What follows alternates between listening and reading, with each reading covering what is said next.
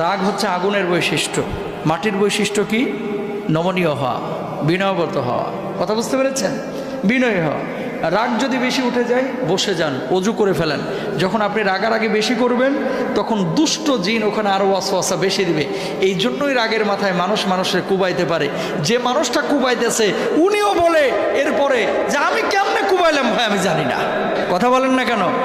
রাগ যখন উঠে যায়, মাইয়া মাথা ফাটা এলাইছে অথবা বউয়ের হাত ভাঙিয়ে ফেলছে, নাউজুবিল্লাহ বলেন, জায়েজ নাই। এমন মায়ের মারছে পোলাটারে, একেবারে আঙ্গুল ভাঙিয়ে ফেলাইছে। এরপরে আড়ালে দিয়ে কাঁদতেছে, আয় হায় আমি মারতে পারলাম এইভাবে। তার মানে কি জানেন?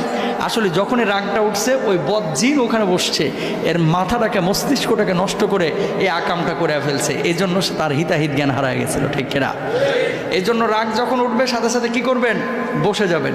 বসে যে যদি দেখেন রাগটাও কমতেছে না, অজু করে ফেলেন। যদি তাও না কমে শুয়ে যান, দেখবেন রাগ উধাও। আল্লাহু আকবার।